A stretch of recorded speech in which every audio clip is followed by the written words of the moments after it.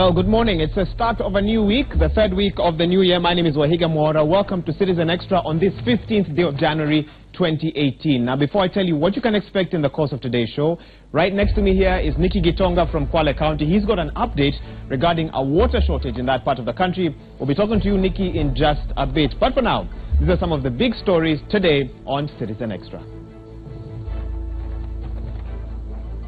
While Jubilee Party leaders are making last-minute efforts to try and broker a truce between Nairobi Governor Mike Sonko and his deputy Polycarp Igathe, who announced that he would be resigning from City Hall effective the 31st of January 2018. Now, Gatondo South Member of Parliament Moses Kuria yesterday confirmed that together with Senator Johnson Sakaja and other Nairobi County leaders, they would be trying to mend the broken ties. Considering the law is silent on the replacement of a deputy governor, Senate Majority Leader Kipchumba Murkomen has been working on legislative proposals that could enable a governor appoint a new deputy should the one in office resign, die or be incapacitated.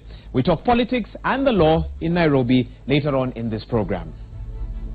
Meanwhile, President Uhuru Kenyatta returned from South Africa to find a divided leadership in Nairobi and anxiety over his yet-to-be-finalized cabinet appointments. While in South Africa, the president held talks with President Jacob Zuma and African National Congress leaders. We shall look at the significance of that trip with foreign affairs experts a bit later on in the broadcast. Now, principals of the National Super Alliance will meet later today to sort out differences surrounding the planned swearing-in of opposition leader Raila Odinga as the people's president and complaints by the Wiper Democratic Movement over the sharing of parliamentary leadership slots. Mr. Odinga and his co-principals, Kalonzo Musyoka, Musalia Mudavadi and Moses Wetangula, will seek to calm nerves in the opposition. I'll be talking to a NASA strategist in the next hour to find out more about this crisis meeting. And finally, a nice picture there, varied reactions to that directive by the acting education CS, Dr. Fred Matiang'i, that all school buses and vans should be painted yellow before the 31st of March. Matiang'i, who is also the Interior Ministry CS, said the directive is in line with the Traffic Amendment Act passed by Parliament in 2016 and which will also require school buses to have safety belts for all students. What are the implications of this directive? Find out in the third hour of this program. Well, as always, we value your feedback. Talk to us. 2243 is our SMS line, and on social media as well, at Citizen TV Kenya. The hashtag is Citizen Extra. But let's get straight to find out what's happening in different parts of the country. We start in Kwale County. Nikki Gitonga is on standby, telling us about a water shortage situation in that county. Nikki, give us the details. Okay, thank you very much, Wahiga Mwaura. We are getting you live in Kwale County at Kwale Baraza Park, where the residents have been complaining concerning water shortage for a period of time. We also have some of the residents are also complaining that actually they have been paying water bills but without getting the services. And currently I have the county executive officer in charge of water, Honorable Hemedi Mwabuzo, and also a member of county assembly, Masera, who are going to also to tell us more what are the government plans concerning the water shortage residents have been facing. For now, I'll start with the member of county assembly, Mwinyi Masera, to tell us more what are the plans for the county assembly. Does the county assembly has any plan concerning water crisis in the county? Maybe honorable member of county assembly, Mwinyi, yeah, you can start. Okay, what is the situation in the county so far? Kwa majina naitwa Mwinyi Khalfan Mwasera, MCA wa ward na currently the chairman Healthy and Water Services. Kwa kweli shida ya maji imekuwa tatizo sugu katika Kwale yetu, sana sana area yangu. Tuko na bowls zaidi ya 8, but still we are facing that problem. And shida kubwa inasemekana kuna hii wrangles ya Coast Water na Kwale Water. Imekuwa ni siasa ambayo imesumbua kwa muda mrefu. Sasa sijui kama wenzetu kutoka Senate na bunge kuu wataziangalia hizi sheria vizuri ili tuweze kuona kwamba water is fully devolved. Ndio tuone kwamba county government itaweza kutusaidia vipi kama wananchi wa Kwale.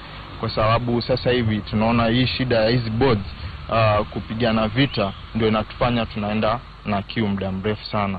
Sasa kwa kweli ndani ya bunge letu tulikuwa na mipango hiyo ya kwamba tuweze kuleta mswada ili tuweze kuona kwamba Kwale ama Wakwale watakuwa priority katika usambazaji wa maji kabla tujaenda kupeleka kwa nchi jirani kama vile Mombasa, ambayo inafaidika sana na maji ya Kwale. Na utapata kwamba kule Mombasa maji yako throughout, watu wanakunywa maji bila hata wasiwasi. Juzi nilikuwa Likoni kwa rafiki yangu, nikaoga na shower for the first time in 3 years. Huku kwetu maji yakija yanakuja kidogo kidogo, hayafiki kwenye shower, hata shower zinaanza kufanya kutu. Sasa tuko nayo mipango katika county assembly tupitishe huo mswada, tuone kwamba Kwale atafaidika vipi kama priority in terms of supply. At one time you were quoted saying that you're going to stage a demonstration against Kwale Water and Sewage Company to what you term it as lousy officers. Do you still have the same plans? Kwa kweli hiyo mipango iko katika stage ya mbele kabisa, kwa sababu niliwapa muda. Kwa sasa hivi shida ya maji katika area yangu imefikisha miezi 2. So nimekuwa nikifuatafuata hili jambo kwa hiyo muda wote, na hizi wiki 2 za mwisho nilikuwa nikipigia waziri, nikipigia mkubwa wa maji hapa Kwale MD, lakini sikuwa napata majibu ambayo yanaridhisha, ambayo naweza kuwapatia wananchi wa ward. Sasa ni jambo ambalo limenitia kero, ambalo linasumbua kisiasa, kwa sababu kila mtu anaangalia mimi walimpigia kura, na katika manifesto yangu nilikuwa nimestate kabisa kwamba shida ya maji itatatuka, kwa sababu nilikuwa na mipango kwamba kama shida ni stima tujaribu kuleta alternative like solar driven water pumps. Lakini kufikia sasa naona kwamba ni tatizo ambalo sasa linanifuata kisiasa. Watu wanafikiria kwamba walichagua mtu ambaye yuko weak kidogo, na nikiangalia kwamba mimi ni chairman upande wa maji pia, na linanisumbua akili sana. So nimekuwa nikiwapigia, nimempigia MD ananiambia shida ni watu wa coast water hawajalipa bill. So I'm left wondering, yeye ana manage kitu gani kama yeye hawezi kulipa stima huko, ama ni kitu gani na manage wafanyikazi peke yake lakini hawezi kulipa bill za stima na maji? So imenisumbua, imeniletea kizungumkuti mkubwa. Nikamuulizia waziri akaniambia kuna bowl moja hapo kwangu ndio ina supply ndani ya ward yangu, imeharibika, wanachimba sasa hii kisima chengine ambayo ita supply, lakini akanipatia by Tuesday last week kwamba itakuwa ina supply, but Tuesday last week kaisha, hakuna supply yote ambayo ilifanywa. Na bowl alternative nyingine ilikuwa ni 8.1 na 8.2 hapo jirani, nayo haina stima. Ukiuliza waambia coast water hajalipa. So I'm wondering, Kwale, what is the Kwale board doing if it's not paying power or stima or the kind? So pengine what's the way forward? Tukimaliziana na wewe, pengine unafikiria ni ipi suluhu ya tatizo la maji katika county ya Kwale? What's the way forward concerning the water crisis in the county?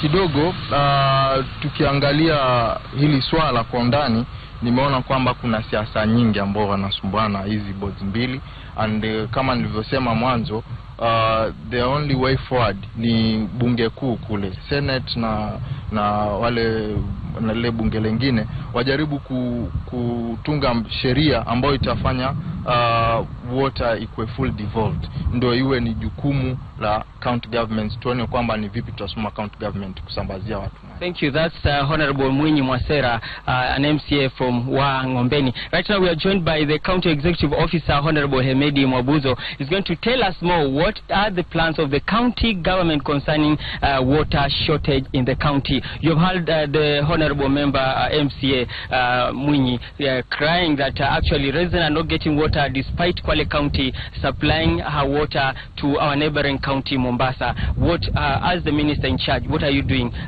to ensure that you curb this water shortage? Thank you, Nick.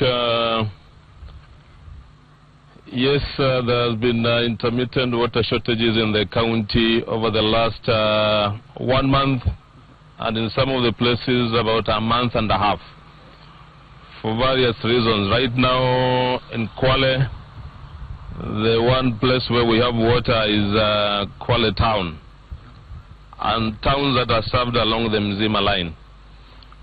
But the other towns are without water.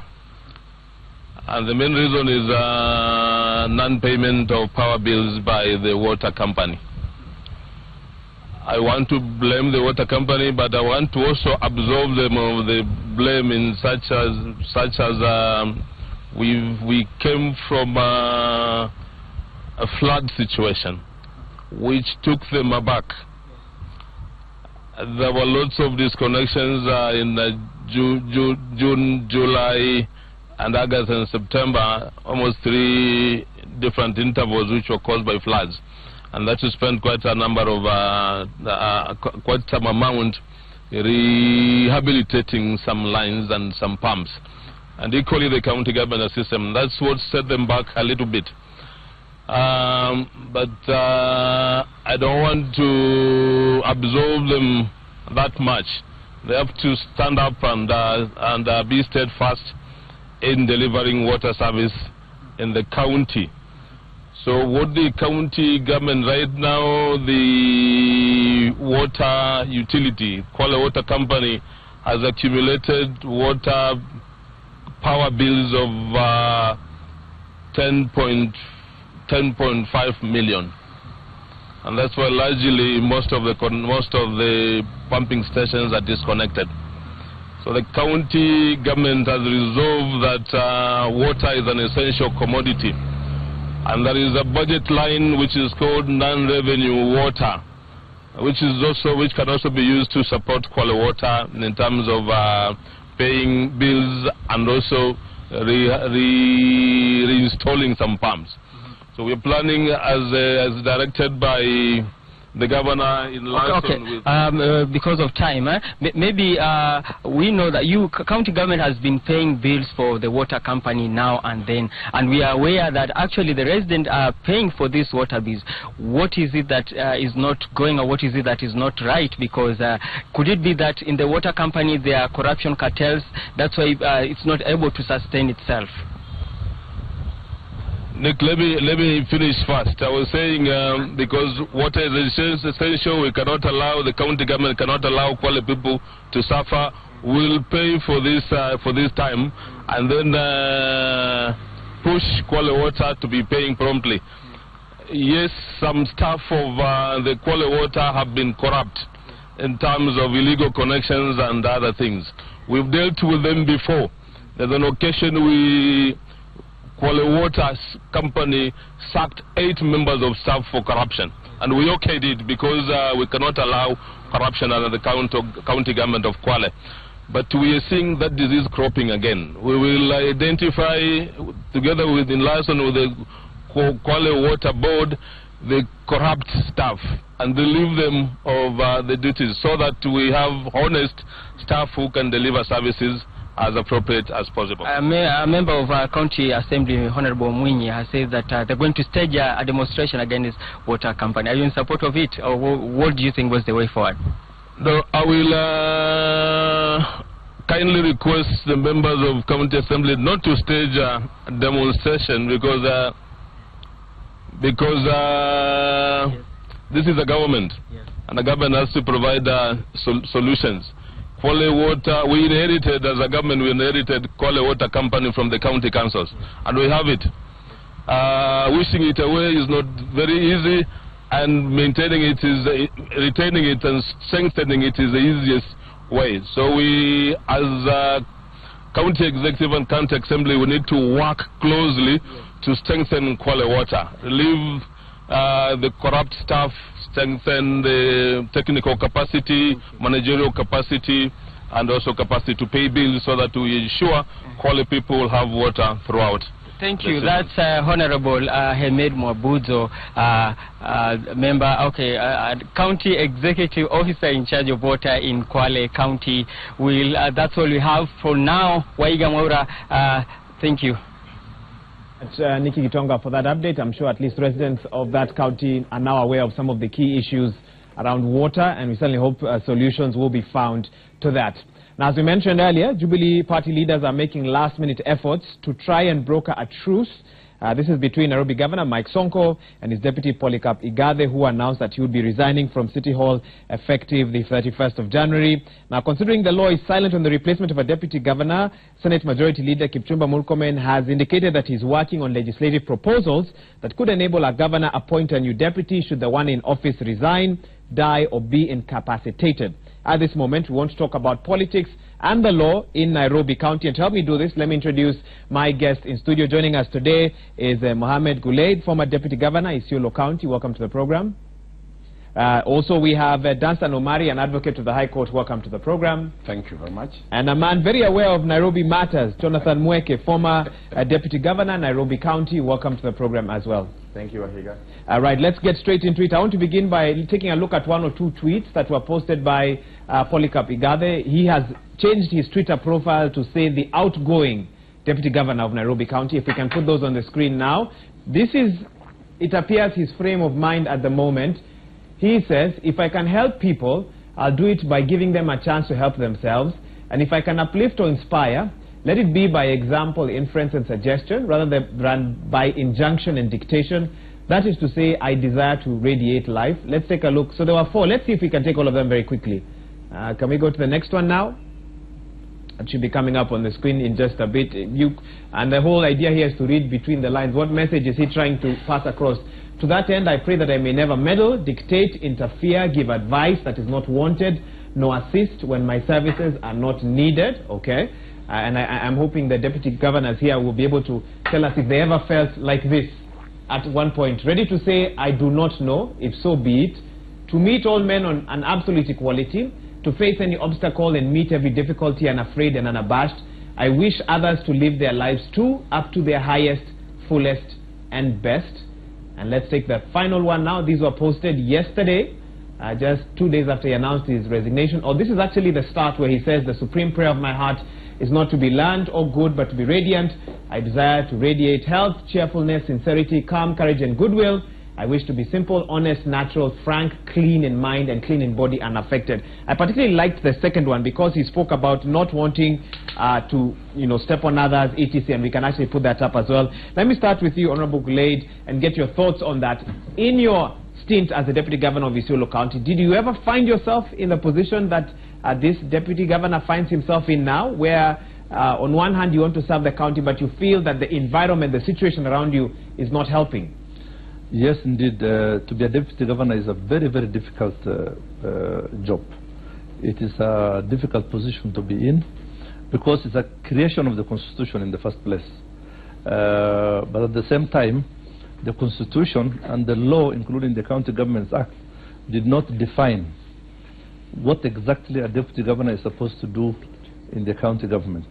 So the Deputy Governors have been left at the mercy of the governor because all the powers have been placed within the office of the county governor. So the frustrations that Mr. Igathe has gone through is the same frustration, I think, all the 47 deputy governors in the Republic of Kenya today are going through.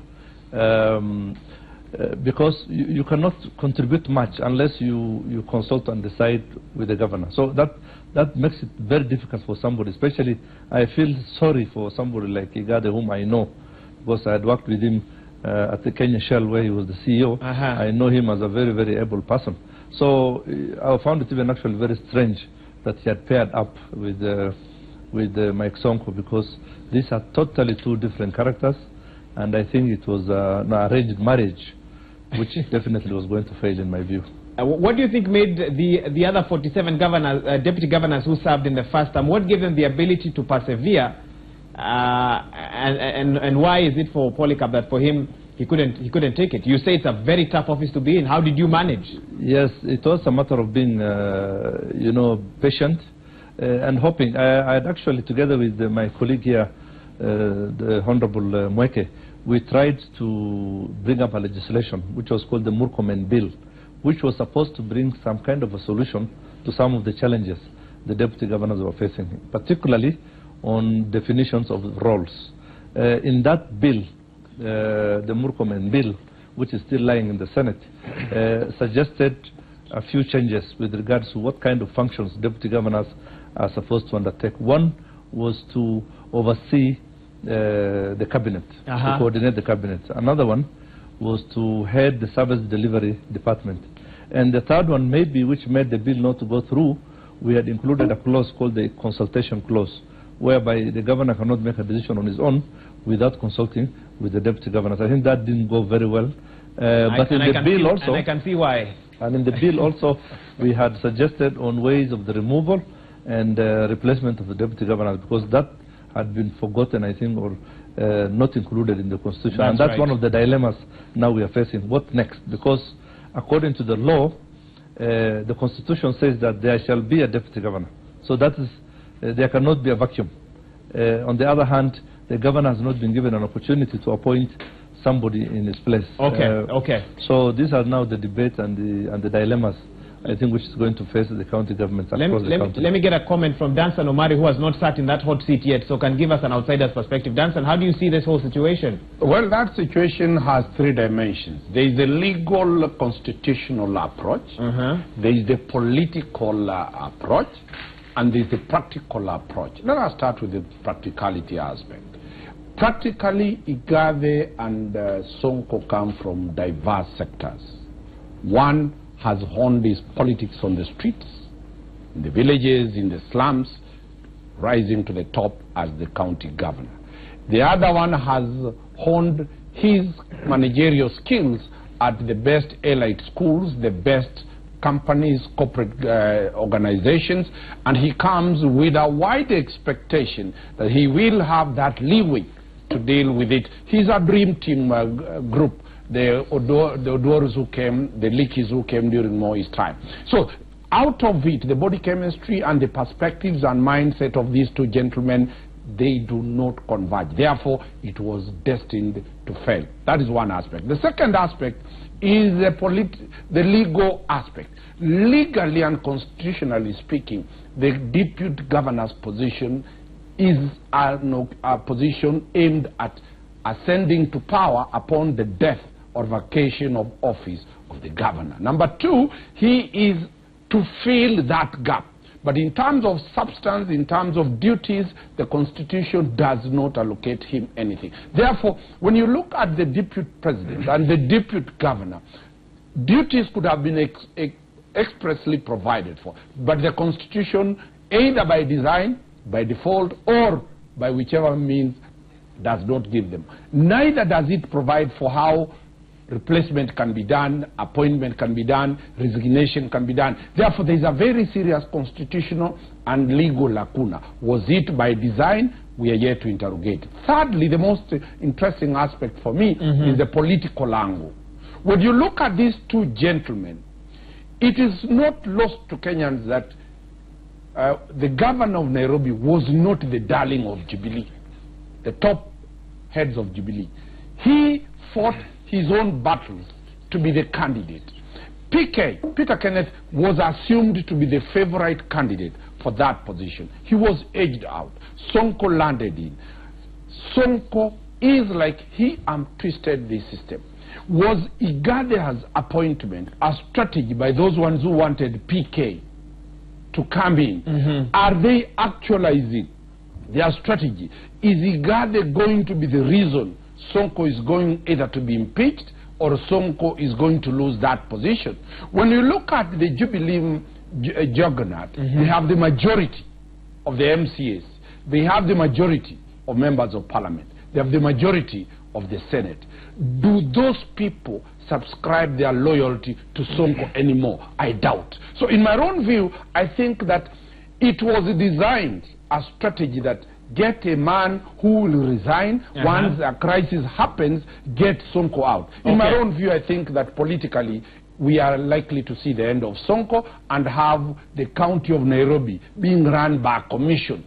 Well, his supporters say that he has survived other bruising fights and he might be able to pull through this one as well. We'll have to wait and see. Jonathan Mweke, I'll be coming to you shortly. Before that, let's get a comment from Nyeri County, from a man who was the deputy governor but arose the position of the governor, and this is Governor Mutahi Kahiga, who is talking to our Martin Munene now in Nyeri. Martin, just give us the thoughts of the governor of Nyeri County on this debate.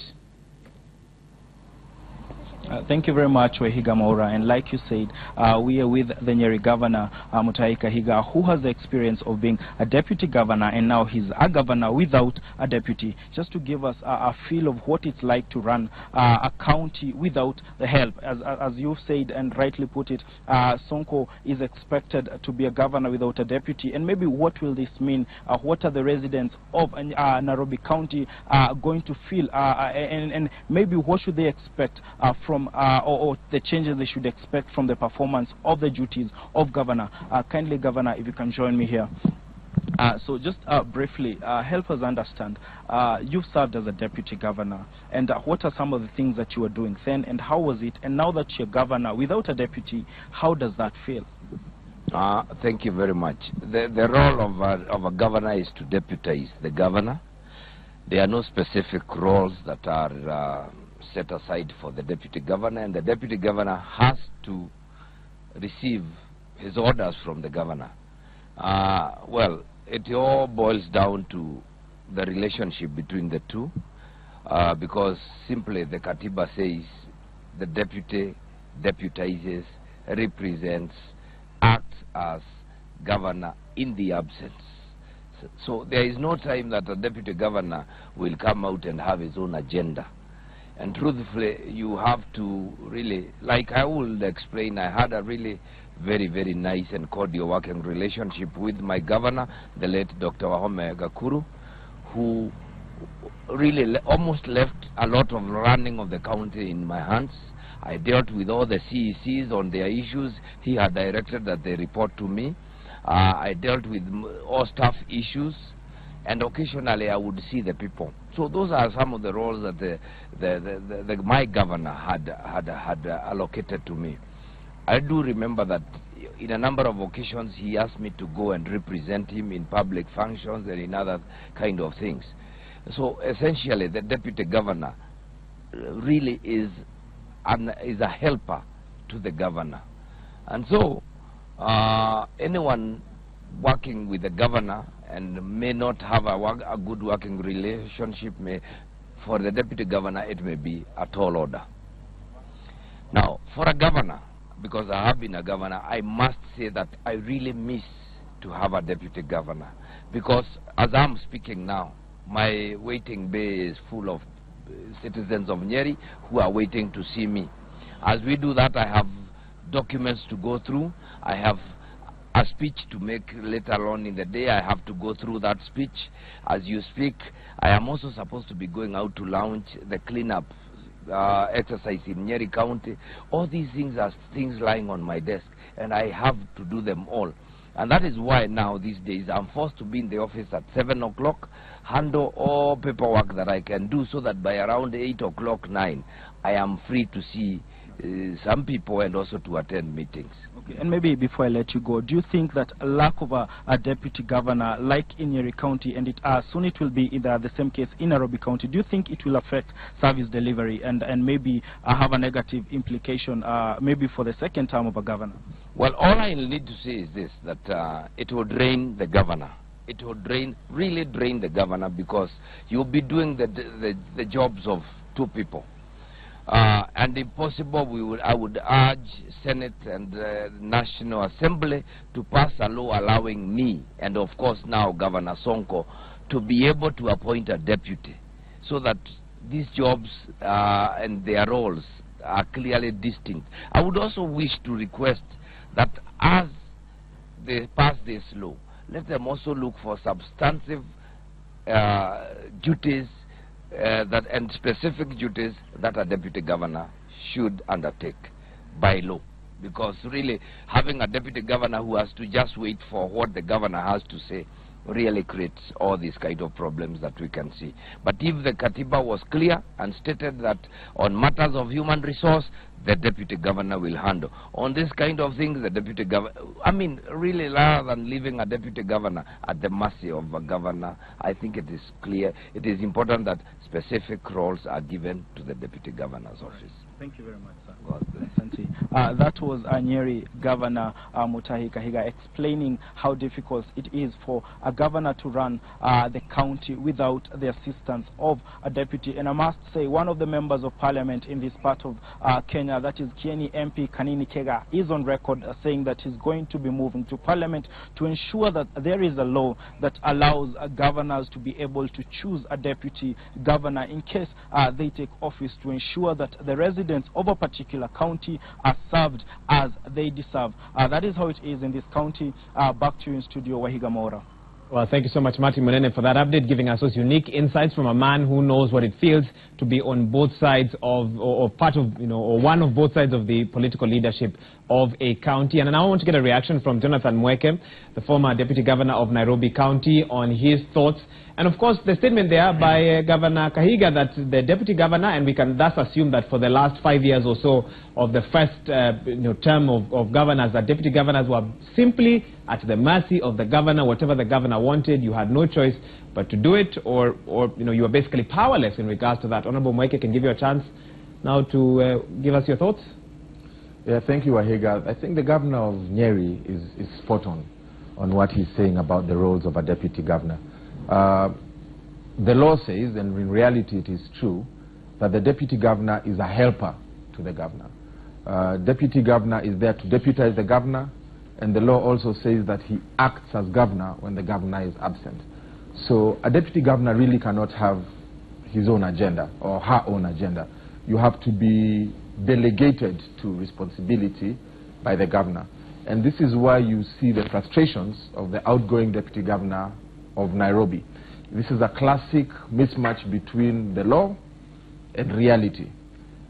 In reality, the Deputy Governor, outgoing Deputy Governor of Nairobi, Mr. Igade, thought that he would run the affairs of the county, thought that he would manage City Hall. And you once had an argument with him in studio here around that same discussion. Yes, because in studio, Wahiga, when we were campaigning and I was the incumbent, I talked about the mismatch between the vision of the outgoing Deputy Governor and the vision of the Governor of Nairobi. They have completely conflicting, different interests. And if your visions don't converge somewhere, there's no way you can get along. So, really, the Deputy Governor then responded saying that Nairobi would have two governors. Governor wa ofisi to run administration and finances of the county, and Governor wa mashinani to do the politics, who would be the Governor Sonko. And life doesn't work like that. It's very clear that there's only one governor, and he's accountable to run the finances, the policies, and the overall smooth operations of the county. So I think the outgoing Deputy Governor thought that he would run the entire county because of his previous managerial and corporate experience, and the reality is what has shocked him and frustrated him, because the Governor of Nairobi has said, listen, I am duly elected, I am the head of this government called Nairobi City County Government, and I will run all aspects of this government, and if you continue with your thinking that you can overshadow me, or that you can do some things that I'm seeing not being able to do, then I will completely isolate you. And that's what happened in Nairobi. Governor Sonko completely isolated his deputy and didn't let him do anything for the city. So it was really proving a point, and that has led to very great frustrations, as you have seen in the tweets that the outgoing Deputy Governor tweeted yesterday about him not wanting to step on toes, him not wanting to be somewhere where his services are not needed.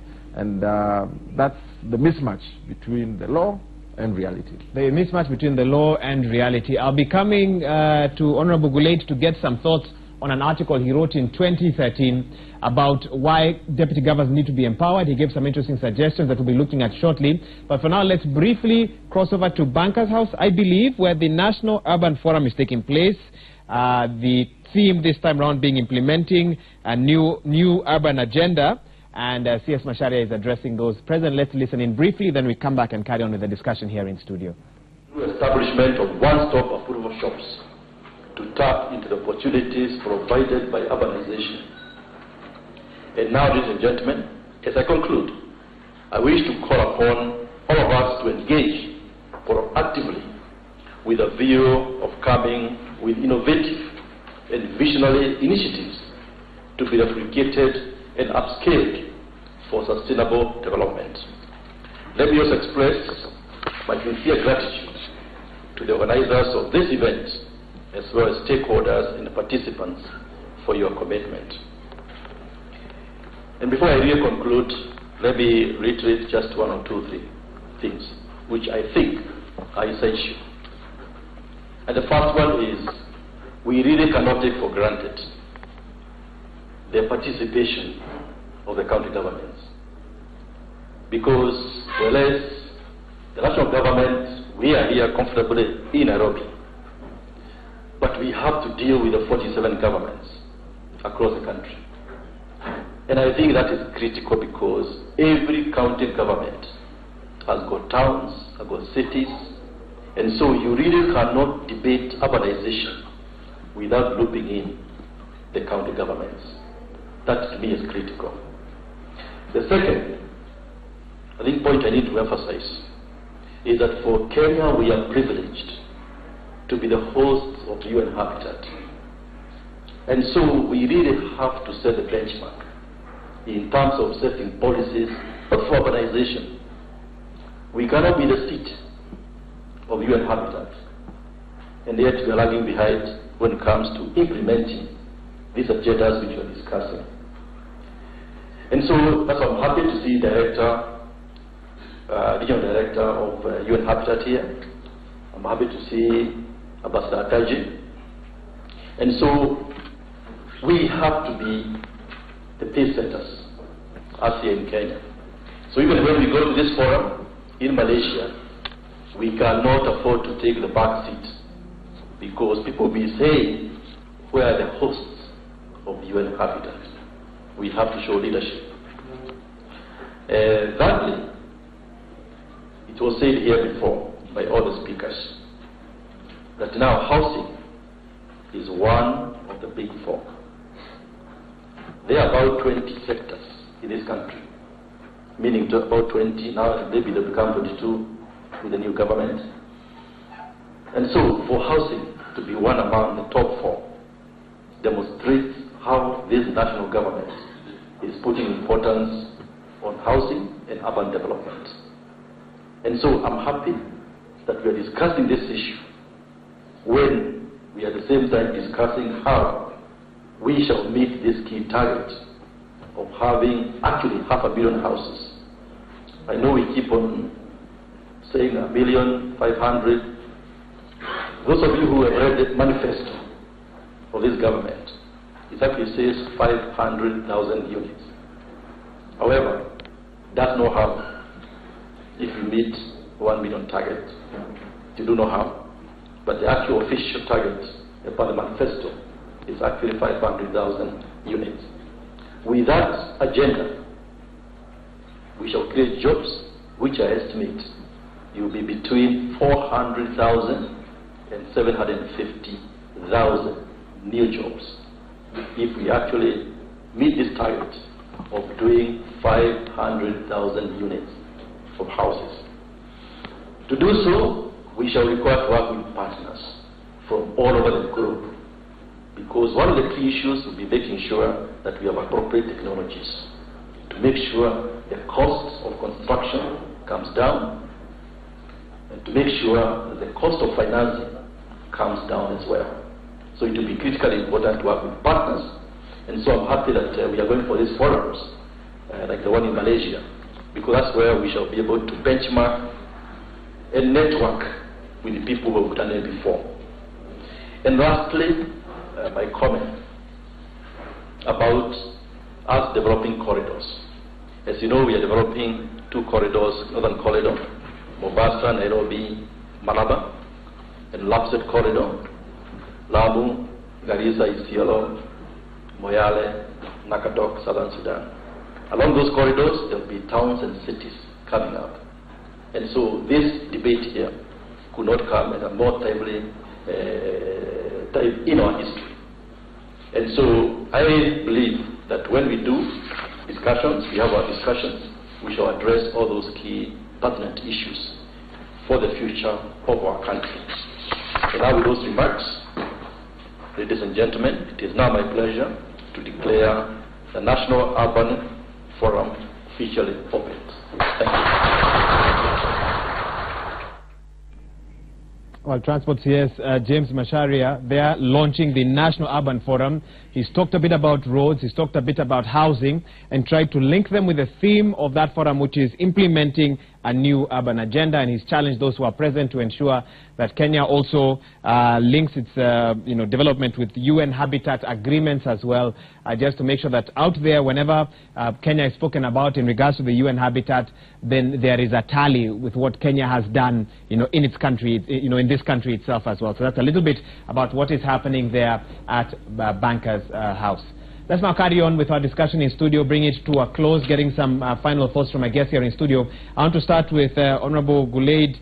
He wrote an article in 2013 about the role of the Deputy Governor, what needs to be done. And these were some of his suggestions. He felt that, and he's here in studio, he'll be able to comment on that the law should be changed, and he gave 3 options. He said the first option is to create clearly defined roles for the Deputy Governors, independent of interference from the Governor. The second option is to make the position independently elective. Basically, the person running for this office should run independently and then sign a pact with the Governor. This makes sense since the Governor cannot sideline or shall not sideline his deputy upon winning. And the third option, which some may not agree with, is to abolish the office totally and allow the Governor to appoint an assistant amongst his committee of executives. Honorable Gulaid, now that you've served in that seat, now that you're on the outside looking in, of those 3 options, which one makes most sense at this moment to you? First of all, it's important to realize that the position of the Deputy Governor, as it is a political position. In most cases, it's also a negotiated position. People just don't become Deputy Governors, and contrary to what most people think, governors don't just appoint Deputy Governors alongside the road. These are sometimes negotiated and agreed upon on the basis of what looks like now the relationship between President Uhuru and Deputy President William Ruto. But then, as we have seen, the reality becomes different as soon as the governor gets elected. He usurps all the powers to himself. I think, as you have mentioned in my article, which was published, I think, in October 2013, 3 options which I had raised will be, to me, the best one will be to assign roles, clearly defined roles, because at the same time I also feel now afterwards that you cannot have 2 cocks in the same room. It can be very difficult to govern in that case. But then it will be very important to amend the law. And by the way, the amendment bill already lies with the Senate. And in the amendment bill, we had already suggested several options whereby the Deputy Governor can be given more responsibilities, such as, overseeing the service delivery and overseeing also the cabinet. If that is done and enshrined in law, and whereby the office of the Deputy Governor also is clearly facilitated through the law, because now what happens is that the Governor can just decide to deny you even your logistics, capacity, take away your vehicles. You have seen what happened in Machakos. That's right. And we have seen what happened in other counties as well. Do you think the Deputy Governor should campaign and be elected as well? Do you think that would give that seat actually a bit more clout? Actually, at the moment, Deputy Governors actually do campaign. So should their names be independently on the ballot paper, that you also have to vote for the Deputy Governor? I think that will also have been a very good option, because it gives the Deputy Governor more clout. Even if they could be on the same ticket, but people should be able to tick and say, we want this Deputy Governor, so that you can see how many votes he brings on the table. Because in some counties, actually it is the Deputy Governor that makes the Governor get elected. So I think that will be a very good option. Dunstan, you've had those options. Do you want to select your favorite there? There are those who say abolish this office totally. Let the governor, who is the CEO, so to speak, of the county, appoint a person that he or she can work with, and has, knows how they'll work together. Legally, it looks very good, and constitutionally, that is what it's supposed to be. Practically, the former deputy governor of Nairobi has told us that it is totally impossible, because the practicability of two people working together. The interests they represent are different. Sonko represents a different interest. Igade represents the faceless business people who are dealing with Nairobi. And this is a cartel that wants to run Nairobi the way they used to run it. And they are very, very vicious. So when you look at that chemistry, you understand that the law will not resolve this matter. The former deputy governor Isiola told us about the interest, the political interest at play at the time of elections. Deputy governors are not just appointed because of, they are either appointed because they come from a certain clan, they are appointed because they come from a certain tribe, they are appointed because they come from, there's an interest that puts them on board. The question that is there right now is whether, as I've said, is whether those dark forces behind the Igade will be able to galvanize support to eject out Sonko, or will Sonko succeed to completely destroy those forces, because the battle is hard. Why I think that Sonko is now becoming more vulnerable.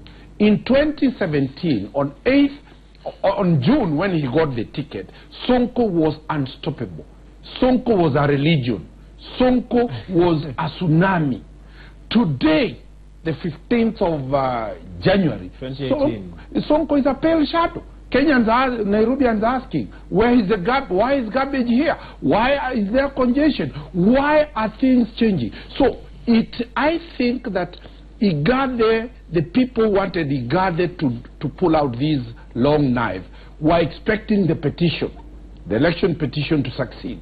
The election petition failed. You seem to have very good intel into their strategy. No, you look at it. Oh, that's your analysis. When I look at when the petition failed, it failed just a few weeks ago. Igade has pulled a fast one on Sonko. So there must, in politics, the two deputy governors will tell you that every day people are plotting your ouster.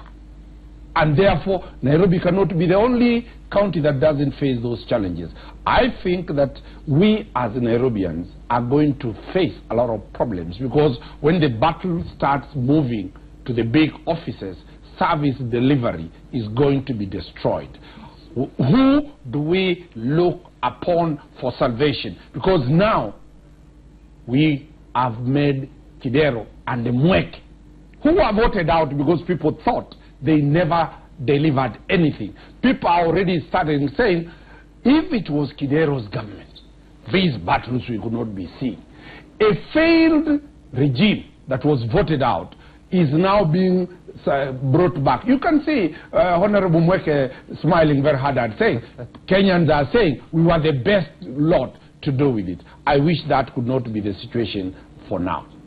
Okay, let me get a reaction now from Honorable Mweke on the same. You've been talked about by Dunstan a bit over the last couple of minutes. I can give you a chance to respond, even as you tell us, having sat in the top leadership of this county, what would be your advice to Sonko right now? Should he immediately, using all his resources, try to reconcile with Igade, or should he plow on now and try and prove to Nairobians that alone I can take care of this county, maybe innovate within the law, look for a few people to help with certain tasks? You know, what are his options, Honorable Mweke? Thank you, Wahiga.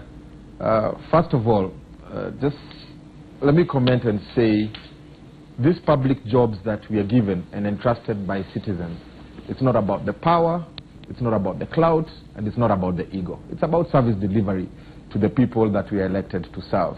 And I think that's where we go wrong, thinking that, you know, we have to legislate to make sure that deputy governors have roles, have some power and clout.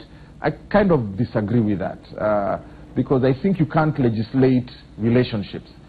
The law is very clear that you can only have one leader, and that leader is the governor.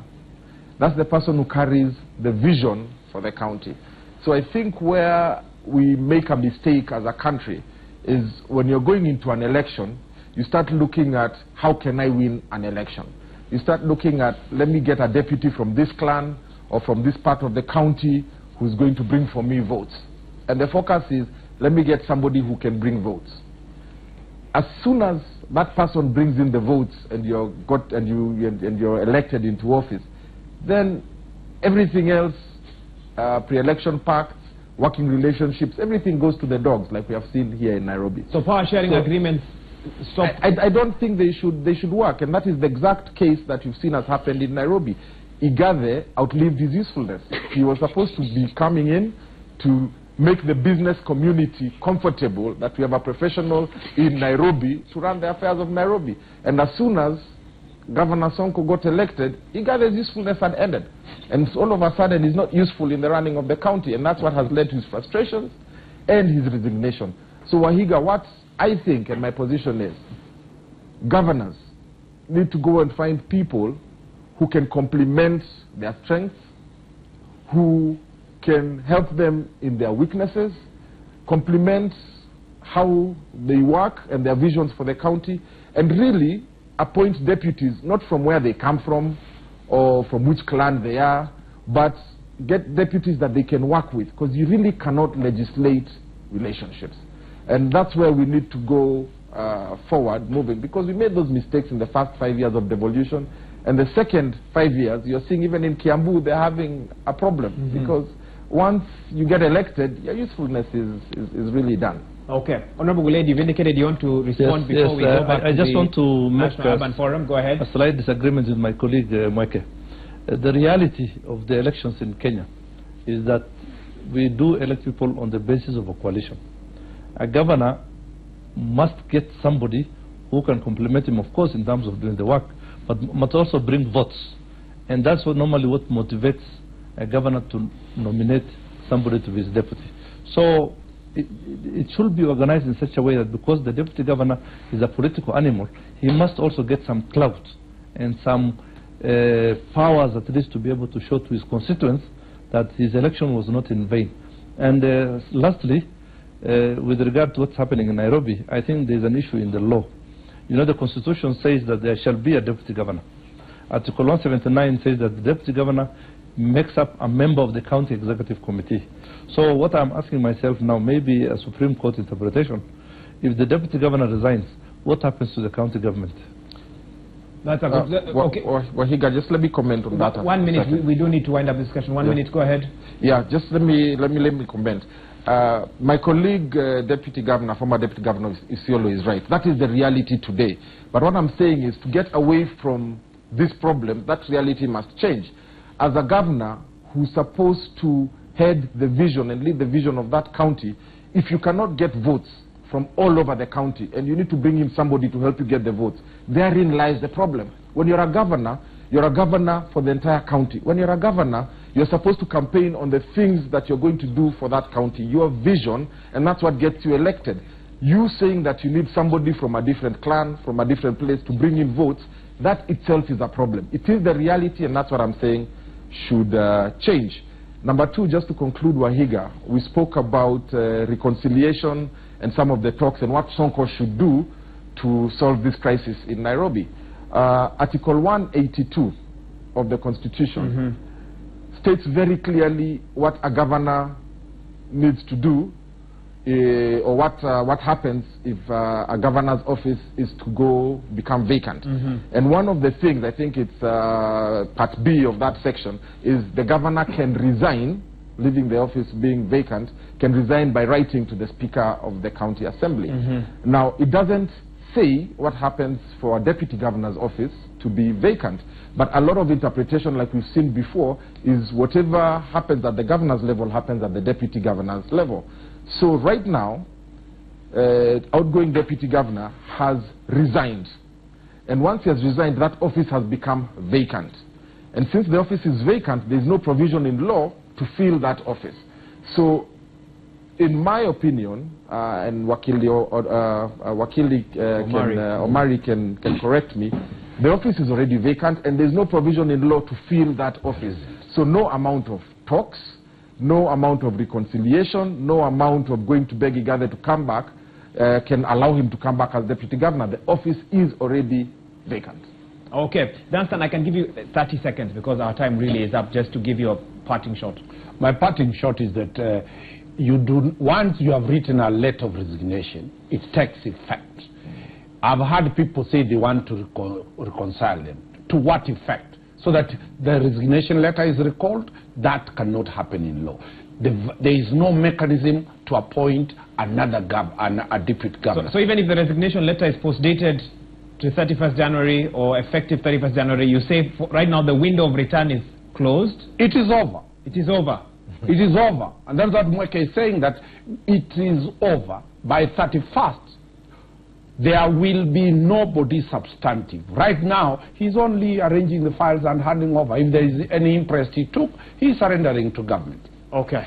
That's how we wind up this discussion. Thank you for clarifying that in case any of our viewers did not quite get it. I want to thank my guests in studio for finding time to be here with us this morning. Honorable Mohamed Gulaid, the former Deputy Governor in Isiolo County, Dasan Omari, an advocate of the High Court, and Honorable Jonathan Mweke, the former Deputy Governor of Nairobi County, for helping us just to understand a bit more about the bombshell that Polycarp Igathe dropped on Nairobians on Friday by announcing his resignation. Let's now take you back to the National Urban Forum briefly. Just to listen in, I believe Governor Waitito is addressing members of the press there. Let's listen to what he has to say. In the towns, so many things, and like markets also is part of the component that we want to go along with urban development. Maybe last question for me. Given that everything takes off as expected, the pilot project is successful, how many housing units will the government be pumping out on an annual basis? Well, as I said, the target is actually 1 million in 5 years. So you can work out if you have to do 1 million houses over 5 years. Every year, the target could be 200. Of course, we have to start somewhere by doing the pilot schemes. But I'm glad what the governor said, because it's not just Nairobi. So we have these houses in Kiambu, in every county, and you have to, and the issue of land becomes an issue. Land, that's why you have to work with the county governments. To us, as national government, is to facilitate this development. But I believe that because it's essential for our people, we shall be able to succeed in doing so. Asante sana. So thanks a lot. Thanks a lot.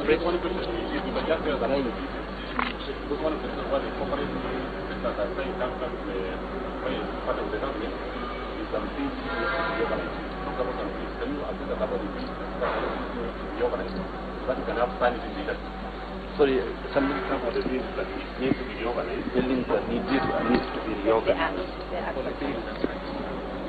Well, like we said, there are some policies which already have been approved through Parliament. For example, the National Housing Policy. We also have some which are waiting to go to Parliament, like Urban Cities and Urban Cities and Areas Act, which will be going to Parliament very shortly. So there are many of those which actually, some are going as, if you like, sessional papers, but also we shall be changing the law as well as we go along. But there are some raft of proposals which we shall be bringing forward, especially even in terms of land utilization. For us to be able to achieve this kind of objectives which we are talking about, we need to introduce legislation, for example, where we penalize people who are having idle land. All those, and creating a land bank, for example, that's one of the process which we shall be getting into, which require registration, where we create a land bank to pool all the land which we need for this project. Okay. Thank you. Thank you. You're okay. Come, we're ready.